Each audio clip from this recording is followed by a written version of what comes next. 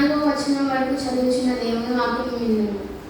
ఈ Sunday school ఆధ్వర్యంలో ఏర్పాటు చేయబడిన మొదటి పాఠంగా పరిశుద్ధ గ్రంథం నుండి న్యాయాధిపతుల గ్రంథము 13వ అధ్యాయము 1వ వచనం నుండి 14వ వచనం వరకు చదువుచున్న దేవుని వాక్యం విందుము. ఇశ్రాయేలీయులు మరలా యెహోవా దృష్టికి దోషులు కాగా యెహోవా 40 సంవత్సరముల వారిని ఫిలిష్తీయుల చేతికి అప్పగించెను. ఆ కాలమున దాను వంశస్థుడును జొర్యా పట్టణస్థుడునైన మనోహ అనునొకడుండెను. అతని భార్య గొడ్రాలై కానుకలేక ఉండెను. యెహోవా దూత ఆ స్త్రీకి ప్రత్యక్షమై, ఇదిగో నీవు గొడ్రాలవు, నీకు కానుక లేకపోయెను. అయితే నీవు గర్భవతివై కుమారుని కందువు. కాబట్టి నీవు జాగ్రత్తగా ఉండి ద్రాక్షారసమునే గాని మద్యమునే గాని త్రాగుకొనుము, అపవిత్రమైన దేనినైనను తినకుందుము. నీవు గర్భవతివై కుమారుని కందువు. అతని తల మీద మంగళకత్తి వేయకూడదు.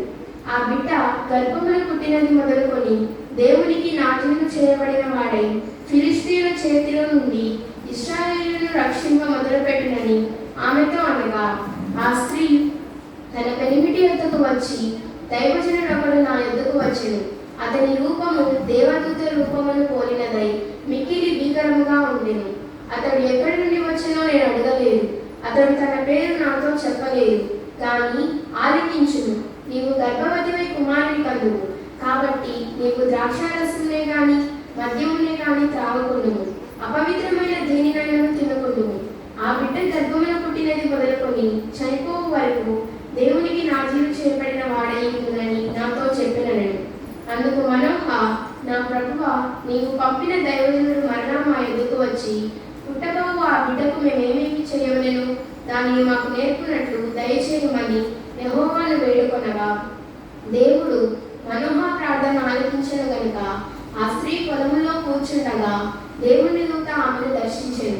ఆ సమయమున ఆమె పెనిమిటి అయిన మనోహ ఆమె యొద్ద ఉండలేదు కనుక ఆ స్త్రీ త్వరగా పరిగెత్తి, ఆనాడు నా ఎద్దుకు వచ్చిన పురుషుడు నాకు కనబడినని అతనితో చెప్పాను.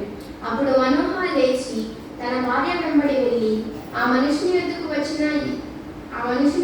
వచ్చి, ఈ స్త్రీతో మాట్లాడిన వాడు నీవేనా అని అతనిని అడుగగా అతడు నేనే అనను.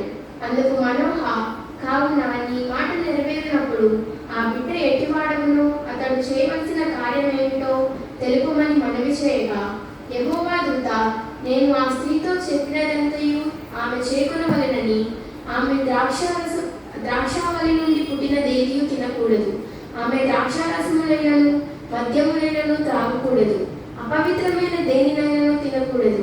నేను ఆమెకు ఆజ్ఞాపించినదంతయు ఆమె చేకొనవలని మనోహతో చెప్పాను.